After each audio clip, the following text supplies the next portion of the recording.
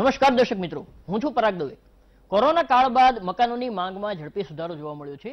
ગુજરાતમાં અનેક લોકો રિયલ એસ્ટેટમાં મોટું રોકાણ કરતા હોય છે અને જનસામાન્ય માટે પણ જમીન, મકાન અને દુકાન રોકાણના સૌથી જાણીતા વિકલ્પો છે। એક વિશાળ મધ્યમ વર્ગ પણ રિયલ એસ્ટેટમાં રોકાણ કરવા ઈચ્છે છે, પરંતુ રિયલ એસ્ટેટમાં જે પ્રકારે તેજી આવી છે તેના કારણે રોકાણ ઘણું મોટું કરવું પડે છે। જોકે હવે રિયલ એસ્ટેટમાં કેટલાક એવા ટ્રેન્ડ જોવા મળી રહ્યા છે જેમાં નાની રકમથી પણ રોકાણ કરી શકાય છે। ગુજરાતમાં ગ્રુપ બુકિંગનો ટ્રેન્ડ પણ વધી રહ્યો છે। આજે આપણે રિયલ એસ્ટેટમાં પ્રમાણમાં ઓછી રકમથી પણ કઈ રીતે રોકાણ કરીને સંપત્તિ સર્જન કરી શકાય તે વિશે ચર્ચા કરીશું। આપણી સાથે સ્ટુડિયોમાં જોડાયા છે ફાઇનાન્સ એક્સપર્ટ નયન પરીખ અને રિયલ એસ્ટેટ એક્સપર્ટ મોનિલ પરીખ। આપનું સ્વાગત છે નયનભાઈ અને મોનિલભાઈ। મોનિલભાઈ, રિયલ એસ્ટેટમાં આપ સક્રિય છો। ગ્રુપ બુકિંગનો ટ્રેન્ડ ગુજરાતમાં કેટલી ઝડપથી વધી રહ્યો છે, કેવા પ્રકારનો ટ્રેન્ડ છે અને કઈ પ્રોફાઇલના લોકો ગ્રુપ બુકિંગ કરાવી રહ્યા છે? પરાગભાઈ, સૌપ્રથમ મને તમારા સંપત્તિ સર્જન શોમાં બોલાવવા બદલ તમારો અને વીટીવીનો આભારી છું।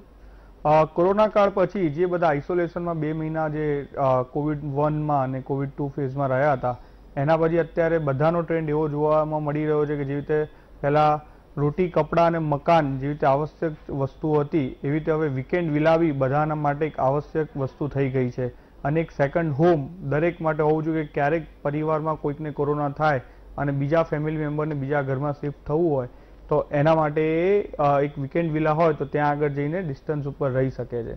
આમાં અત્યારે જોવા મળે છે કે જે મિત્રો હોય છે, જે નાનપણથી જોડે રહેતા હોય છે, કે કોલેજ મિત્રો હોય છે, કે સગા સંબંધી હોય છે, એ વીકેન્ડ વિલામાં એક સાથે બધા ભેગા મળીને 5 થી 10ના જોડકામાં બુકિંગ કરાવી રહ્યા છે, જેનાથી કે જ્યારે બી આવો કોઈક સમય ભવિષ્યમાં આવે તો નજીકના સગા સંબંધીઓ બધા એક રીતે નજીક પોતાની જોડે રહી શકે છે।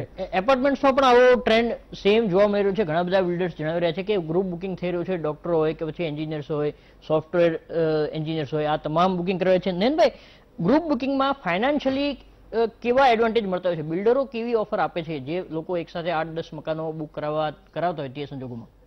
પહેલા તો એક તો સારું એ કે પેલું ઇંગ્લિશમાં ઘણા કહે છે કે you can choose your friends but you can not choose your neighbours. એટલે શું, આપણે રહેવા જઈએ ને પછી જે નેબર્સ આવે એ ખરા, પણ આમાં at least you can choose your neighbours. તમે જ્યારે ગ્રુપમાં બુકિંગ કરાવતા હોય છો ત્યારે at least that is the advantage.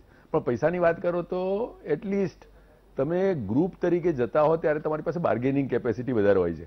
એટલે હું એક મકાન લેતો હોઉં તો બિલ્ડર શું મને વધારે કંઈ કરી આપવાનો હતો, પણ જો હું કહું કે મારે 10 મકાન લેવા છે, અથવા તો મારે એક મોટી જમીન લેવી છે, અથવા તો મારે એક કોર્પોરેટ હાઉસ બનાવવું છે, તો હું કોઈની પણ પાસે જઉં તો મારી ટર્મ્સ ઘણી સારી મળે, because you are a bulk buyer. અને બીજું એ કે તમે એક બધાના વતી વાત કરી રહ્યા છો, એટલે you have power of many along with you. એટલે હું ગણું છું કે અંદાજિત 20-25% આસપાસનો એક રેટમાં અને ફાઇનાન્શિયલ એડવાન્ટેજ આપણને મળે એવો પ્રયત્ન લઈને આપણે ગ્રુપ બુકિંગને એપ્રોચ કરીએ તો મારા ખ્યાલથી કંઈક ને કંઈક ફાયદો જરૂર થાય એવું લાગે છે। Right right right. નયનભાઈ, સાથોસાથ બીજો પ્રશ્ન તમને પૂછું છું કે જે પ્રકારે હાલમાં મુંબઈ છે કે બેંગ્લોર છે, મેટ્રો સિટીમાં જે પ્રકારે ફ્રેક્શનલ ઓનરશિપનો એક શરૂઆત થઈ છે, હજી શરૂઆતના તબક્કામાં છે આ વસ્તુ, પરંતુ ગુજરાતમાં પણ આવવામાં એને વાર નહીં લાગે એ પ્રકારનો હાલનો ઘટનાક્રમ જોતા લાગે છે। તો ફ્રેક્શનલ ઓનરશિપ કઈ છે અને કઈ રીતે ઓછી રકમથી લોકો પ્રોપર્ટીમાં ઇન્વેસ્ટ કરી શકે? પરાગભાઈ, આ તો એટલો પેલો એક્સાઇટિંગ મુદ્દો છે, મને પોતાને આ મુદ્દો એટલો ગમે છે અને એક નવી ચીજ એટલી ગમે છે, નવી ટ્રેન્ડ છે, તમે કહો હમણાં જ શરૂ થઈ છે, અને એના ફાયદાઓ જો આપણે જોવા માંગીએ તો એટલા આપણે ગણીએ કે એક પેલું જે રેસિડેન્શિયલ પ્રોપર્ટી કરતાં કમર્શિયલ પ્રોપર્ટી છે એમાં રિટર્ન્સ વધારે સારા હોય છે, કારણ કે આપણે રેસિડેન્શિયલમાં રેન્ટલ જુઓ તો લગભગ 3-4% થતા હોય છે, કમર્શિયલમાં એટલીસ્ટ તમને 7-8 થી 10% સુધીના રિટર્ન ક્યાંક રેન્ટલમાં મળતા હોય છે। તો હવે મારે કોઈ મોટી પ્રોપર્ટી લેવી છે, જો હું કોઈ મોટી દુકાન, મોટો કોઈ શોરૂમ, મોટી કોઈ ઓફિસ અથવા કોઈ આખું બિલ્ડિંગ લેવા માંગતો હોઉં, ચાંગોદરમાં એક ગોડાઉન લેવા માંગતો હોઉં તો 25-50 કરોડનું આખું એક ઇન્વેસ્ટમેન્ટની જરૂર પડે। હવે કોઈ પણ આપણા જે આ કાર્યક્રમના દર્શકો છે એના માટે એટલી બધી મોટી રકમની વ્યવસ્થા કરવી મુશ્કેલ છે, એનું બધું સ્ટડી કરવું મુશ્કેલ છે, એનું ડ્યુ ડિલિજન્સ કરવું મુશ્કેલ છે, એની લીગલ આસ્પેક્ટ જોવા મુશ્કેલ છે, એ ગમે ત્યારે પાછું આવે તો એના માટેના ભાડુઆત શોધવા મુશ્કેલી છે। પણ હવે જે ફ્રેક્શનલ બુકિંગ અને ફ્રેક્શનલ ઓનરશિપની વાત છે, એટલે આપણે આંશિક ઓનરશિપ કરીએ છીએ। હું જેમ રિલાયન્સના શેર લઉં છું તો શું કરું છું, હું રિલાયન્સ જેવી એક મોટી સ્ટોરીમાં નાનો હિસ્સો ધરાવું છું. અથવા તો તમે કહો કે બિટકોઇનમાં હું શું કરું, તો બિટકોઇન એક લેવો હોય તો મારે 35 લાખ 40 લાખ ડિપેન્ડિંગ ઓન એના ભાવ કેટલા રૂપિયા જોઈએ, પણ હું અત્યારે 50,000 રૂપિયાના પણ બિટકોઇન લઈ શકું, ઇવન 10,000 રૂપિયાનો પણ રિલાયન્સ લઈ શકું. એમ હવે એવું થશે કે હું એસજી રોડ ઉપર એક નવું જો શપથ 10 બિલ્ડિંગ થતું હોય 25 માળનું, તો એમાં પણ હું પાર્ટિસિપેટ કરી શકું. એમાં હું મારો શેર લઉં, ભલે ને હું 0.1% શેર લઉં, ભલે હું એમાં 1 લાખ રૂપિયા રોકું, પણ એના થકી જે બેનિફિટ છે, એટલે એમાં એક તો બેનિફિટ એ છે કે એમાં રેન્ટલના રેગ્યુલર ઇન્કમ મળે. તો ઘણા ખરા જે ફ્રેક્શનલ ઓનરશિપના પ્લેટફોર્મ છે, જે એફઓપી કે છે, એ પ્લેટફોર્મ ઉપર અત્યારની ઓફર જુઓ તમે તો લગભગ 7 થી 8% રેન્ટલ ઇન્કમ છે, અને આખો આઈઆરઆર જુઓ એટલે જ્યારે તમે જો અમારે 5-7 વર્ષ રહો અને જ્યારે ખરેખર એ આખા બિલ્ડિંગમાંથી જો ગ્રુપ એક્ઝિટ કરે તો ટોટલ આઈઆરઆર હું લગભગ 15%ની આસપાસની ઘણી ઓફર જોઉં છું. રાઈટ. એટલે રિયલ એસ્ટેટ સૌના રસનો વિષય છે. લોકો રિયલ એસ્ટેટમાં રોકાણ કરવા માંગે છે કારણ કે સૌથી વિશ્વાસપાત્ર હજુ પણ જો કોઈ રોકાણના વિકલ્પો હોય તો તેમાં રિયલ એસ્ટેટ મોખરે છે. રિયલ એસ્ટેટનું સોનું. મનોજભાઈ, જે પ્રકારે નાની રકમથી રોકાણ કરવાની આપણે ચર્ચા કરી રહ્યા છીએ રિયલ એસ્ટેટમાં, તો આરઈઆઈટીઝ ઉપલબ્ધ છે હાલમાં, સાથોસાથ જે ફ્રેક્શનલ ઓનરશિપનો એક કોન્સેપ્ટ નવો આવી રહ્યો છે, તો એ બંને વચ્ચે તફાવત શું છે? આરઈઆઈટી કઈ રીતે કામ કરતા હોય છે અને સામાન્ય રોકાણકારો કઈ રીતે બંને વચ્ચેનો તફાવત જાણી શકે? પરાગભાઈ, એમાં જો તમે ફ્રેક્શન ઇન્વેસ્ટમેન્ટનું કહું તો ગુજરાતમાં ઓલરેડી એનો પ્રારંભ થઈ ગયો છે, ભલે મોટા પાયે થયો હોય. આજની તારીખે બી તમે જોશો તો મોટા પ્રોજેક્ટમાં 2-3 ડેવલપર ભેગા થઈને પ્રોજેક્ટ કરી રહ્યા છે અને પોતાનું રિસ્ક ડાયવર્ટ કરે છે, પ્લસ એમની જે સેલિંગ એક્સપર્ટીઝ છે એ 2-3 જણા ભેગા થઈને સેલ કરે તો સેલ પણ ફાસ્ટ થાય છે. એટલે ઊંચા લેવલે અને મોટા લેવલે ઓલરેડી આનો નવી એસપીવી ક્રિએટ કરી અને પ્રોજેક્ટ ટુ પ્રોજેક્ટ એની પાર્ટનરશિપના ટર્મ્સ એન્ડ કન્ડિશન્સ કરતા હોય છે. જો નાના રોકાણકાર પર વાત કરીએ તો જેવી રીતે શેર બજારમાં કોઈ 1000 રૂપિયાનો અને 5000 રૂપિયાના બી શેર લઈ શકે છે, એવી રીતે રિયલ એસ્ટેટમાં આજે 1000-5000 રૂપિયામાં કશું આવતું નથી. એના માટે રીટ એક સારું ઓપ્શન છે, પણ રીટ હજી બી ઇન્ડિયામાં એટલું સારી રીતે એનું હજી થયું નથી. બટ અધરવાઇઝ 29 જુલાઈ 2021 સેબીનું જે નવું ગાઈડલાઇન્સ આવી અને એમેન્ડમેન્ટ આવ્યું, એમાં પહેલા 50,000 હતા રીટ માટે અને લાખમાં હતા. એની જગ્યાએ હવે 10,000 ને 15,000ના ઇન્વેસ્ટમેન્ટ બી એ કોઈ બી રીટમાં ઇન્વેસ્ટમેન્ટ કરી શકે છે. રીટ કરવા માટે કોઈ બી કંપનીને મિનિમમ 500 કરોડનું એની વેલ્યુએશન હોવું જોઈએ અને 90% ઇન્કમ એની રેન્ટલમાંથી આવી જોઈએ. એટલે તમે એમાં જોઈ શકો છો કે 5 થી 7%નું રિટર્ન એમાં મળી શકે છે. પણ હું હજી બી તમને કહીશ કે રીટ કરતાં પણ સારા ઓપ્શન છે. એક છે એઆઈએફ, ઓલ્ટરનેટ ઇન્વેસ્ટમેન્ટ ફંડ, એમાં કેટેગરી 2 સેબીમાં, જેમાં ઇન્વેસ્ટમેન્ટ સાઇઝ ભલે મિનિમમ આજની તારીખે 1 કરોડ રૂપિયા છે, પણ તમે કોઈ એલએલપી ફોર્મ કરીને કે એને એન્ટિટીનું સ્વરૂપ આપીને 10-10 લાખના 10 જણા બી ભેગા થઈને 1 કરોડ રૂપિયા રોકશે તો એમાં એ લોકોને ઇન્વેસ્ટમેન્ટ નું રિટર્ન ઘણું સારું મળશે અને લાયબિલિટી બી ઘણી ઓછી છે એમાં. રાઈટ. નયનભાઈ, આરઆઈઆઈટીની જે વાત કરી મનોજભાઈ, લગભગ નાની રકમ પણ હવે સેબીએ જે નવો નિયમ કર્યો છે તે મુજબ નાની રકમનું રોકાણ પણ કરી શકાય છે. તો આરઆઈઆઈટી વિશ્વાસપાત્ર મોટા રોકાણ મોટું વળતર મળતું હોય છે, તો આરઈઆઈટીમાં કેટલું વળતર મળતું હોય છે? સામાન્ય દર્શકોએ આ ઓપ્શન વિશે વિચાર કરવો જોઈએ કે કેમ? આરઈઆઈટીનો ચોક્કસ એક ઓપ્શન છે જ અને સારો ઓપ્શન છે, અને સારી વાત એ છે કે સેબી દ્વારા એ રેગ્યુલેટેડ છે, એટલે કોઈ લેભાગુ લોકો આવીને કોઈને આમાં ધોખાધડી થાય એવું નથી લાગતું. પણ અત્યાર સુધીના એના રિટર્નના પરફોર્મન્સ જોઈએ તો લગભગ 7-8% રહ્યા છે. બીજું, આરઈઆઈટીમાં શું થાય કે તમે એક આરઈઆઈટીમાં ઇન્વેસ્ટ કરો છો, પછી એ લોકો આખા એમને ઠીક લાગે એવા પોર્ટફોલિયોમાં ઇન્વેસ્ટ કરે છે ઓલ ઓવર ઇન્ડિયા, બીજે બધે કરે, પણ ચેરી પિકિંગનો તમને ઓપ્શન ના મળે. જેમ તમને લાગે કે ભાઈ પુણેની સ્ટોરી મને ગમે છે અથવા નાસિકમાં મને સારું લાગે છે, તો તમારી જો ફ્રેક્શનલ ઓનરશિપ છે એમાં ચેરી પિકિંગ ઇઝ પોસિબલ, કે તમે કહો કે આ પ્રોજેક્ટમાં એટલે હું શપથ 10 જે એસજી રોડ પર આવી રહ્યું છે એમાં હું એક નાનો શેર લેવા માંગુ છું, તો એના માટેનો સારામાં સારો ઓપ્શન ફ્રેક્શનલ ઓનરશિપ છે. હવે ફ્રેક્શનલ ઓનરશિપમાં અત્યારે regulation is the main constraint, કારણ કે સેબી કે એવી કોઈ જાગૃત સંસ્થા દ્વારા આમાં રેગ્યુલેશન કોઈ પાલન થાય એવું નથી, પણ 2 રેગ્યુલેટર જરૂર આમાં આવે છે. એટલે ફ્રેક્શનલ ઓનરશિપમાં પણ રેરા દ્વારા એક તો પ્રમાણિત પ્રોજેક્ટમાં જ કામ થતું હોય છે, અને બીજું એ કે મિનિસ્ટ્રી એમઓસી એટલે કંપની અફેર્સની મિનિસ્ટ્રી અને આરઓસી એના દ્વારા રેગ્યુલેટેડ છે. પણ હું ગણું છું કે જો તમારે રેગ્યુલેટેડ વાળી જો એક ઓપ્શન ક્રિએટ જોવો હોય તો તમે આરઈઆઈટીમાં જઈ શકો. પણ જો તમને લાગે કે ના તમે થોડું વધારે સહેજ રિસ્ક લઈને તમારી એપેટાઇટ છે અને તમારે ચેરી પિકિંગ એટલે તમને થોડી સમજ છે કે મારે અમદાવાદમાં કરવું છે પણ મારે પુણેમાં નથી કરવું, તો તમે પ્રોજેક્ટ ટુ પ્રોજેક્ટ એક સિલેક્ટ કરી શકો કે આ પ્રોજેક્ટમાં મારા આટલા પૈસા ઇન્વેસ્ટ કરવા છે. અને જેમ આરઈઆઈટીમાં પણ હવે અમાઉન્ટ બહુ જ રીઝનેબલ થઈ ગઈ છે, એમ ફ્રેક્શનલ ઓનરશિપમાં તો એ પ્રશ્ન છે જ નહીં, કારણ કે તમે 50,000થી માંડીને લાખ રૂપિયા સુધીનું ગમે ત્યારે ઇન્વેસ્ટમેન્ટ કરી શકો છો. ધો અમુક પ્લેટફોર્મ જે છે એ 25 લાખનું, જેમ મોનિલભાઈ કહેતા હતા અમુક જગ્યાએ ઓલ્ટરનેટ ફંડમાં 1 કરોડનું એવી લિમિટ પણ છે. પણ હું ગણું છું કે આ જે છે એ in a way mutual fund જેવી ચીજ છે આરઈઆઈટી, જેમાં તમે મ્યુચ્યુઅલ ફંડને પૈસા આપો છો અને એ પછી શેર્સમાં ઇન્વેસ્ટ કરે છે. પણ કયા શેરમાં ઇન્વેસ્ટ કરે છે એમાં તમારો સે નથી. ફ્રેક્શનલ ઓનરશિપમાં તમે નક્કી કરો છો અને તમે પછી કહો છો કે આ પ્રોજેક્ટમાં મને આટલો શેર જોઈએ છે અને એ રીતે મળતો હોય છે. એટલે એ બંનેને સમજીને મારા ખ્યાલથી આપણા દર્શકો ઇન્વેસ્ટ કરે તો બંનેના એડવાન્ટેજીસ છે અને બંનેમાં રિયલ એસ્ટેટ તમારા ઇન્વેસ્ટમેન્ટ પોર્ટફોલિયોમાં આવશે. અને એના થકી જે પણ તમને ખાસ કરીને ફ્રેક્શનલ ઓનરશિપમાં હું ગણું છું કે 2 ફીચર છે. એક તો એમાં એસેટ છે એટલે તમને ડેટનો સિક્યોરિટી મળે અને ઇક્વિટી જેવા રિટર્ન મળે, એટલે એ ચોક્કસ કરાય એવું છે. દર્શક મિત્રો, રિયલ એસ્ટેટમાં જો રોકાણ કરવા ઈચ્છો છો, દિવાળીનો તહેવાર નજીક આવી રહ્યો છે, આપણે હાલમાં સમય છે વિરામનો, વિરામ બાદ આપણે ચર્ચા કરીશું કે દિવાળી વખતે જો તમે રિયલ એસ્ટેટમાં રોકાણ કરવા ઈચ્છો છો નાની રકમથી, તો કયા કયા ઓપ્શન તમારી સામે ઉપલબ્ધ છે અને જે પ્યોર પ્રોપર્ટી છે તેમાં પણ કેવો માહોલ હાલમાં જોવા મળી રહ્યો છે તેની ચર્ચા આપણે કરીશું વિરામ બાદ. આપ જોડતા રહો વીટીવી. સ્વાગત છે દર્શક મિત્રો આપનું વીટીવીના વિશેષ કાર્યક્રમ સંપત્તિ સર્જનમાં. આપણે ચર્ચા કરી રહ્યા છીએ કે રિયલ એસ્ટેટમાં જે પ્રકારે વૃદ્ધિ થઈ રહી છે, સતત તેજી જોવા મળી રહી છે, ત્યારે સામાન્ય રોકાણકારો પણ રિયલ એસ્ટેટમાં નાની રકમ સાથે કઈ રીતે રોકાણ કરી શકે અને તે માટેના કયા કયા વિકલ્પો ઉપલબ્ધ છે.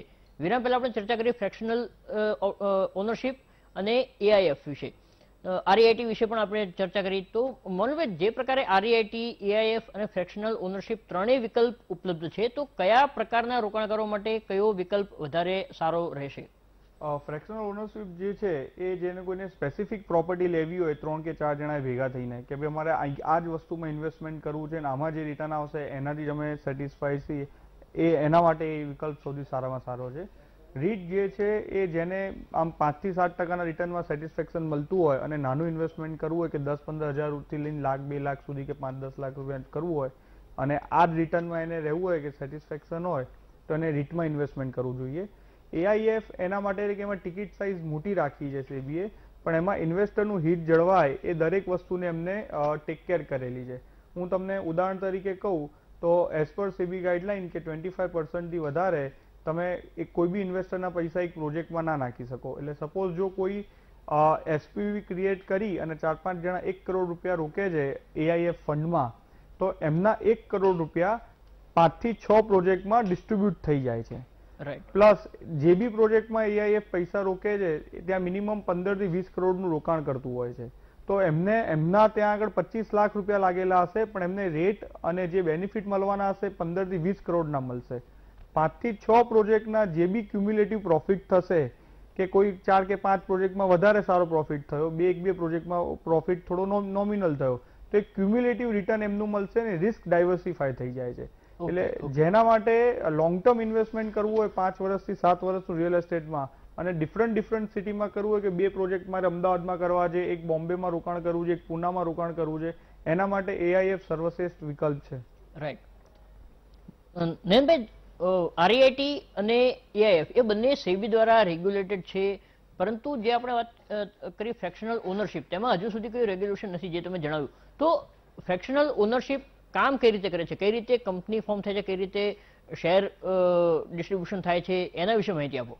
આપણે જો સિમ્પ્લિફાય કરીએ પરાગભાઈ, તો આપણે એમ ગણીએ કે હું, તમે ને મોનિલભાઈ આપણે લોકો એક એસપીવી સ્થાપના કરીએ છીએ. હવે આ 3ની જગ્યાએ આપણે એમાં હેમંતભાઈને લઈ લઈએ 4 થાય, તો આપણે 4 લોકોએ હવે એક ફ્રેક્શનલ ઓનરશિપમાં કંઈ કામ કરવું છે અને આ 4 કાલે 400 પણ થઈ શકે, કોઈ વાંધો નથી. લગભગ કેટલા રોકાણકારોનો સમૂહ બનતો હોય છે ફ્રેક્શનલ? એટલે મારા હિસાબે એક તો સારી વાત એ છે કે એમાં કોઈ એવી લિમિટ છે જ નહીં કે તમારે આપણે 4 ચાલુ કરીએ અને પછી ધીરે ધીરે 100 લોકોને થાય. તમે લોકો કહો હવે મારે એક્ઝિટ લઈ લેવી છે કારણ કે કોઈ નવું આવવા તૈયાર છે, એ બધા ઓપ્શન્સ આપણી પાસે ત્યાં અવેલેબલ છે. પણ હું ગણું છું કે આપણે લોકો ભેગા થઈને એક એસપીવી સ્થાપના કરીશું.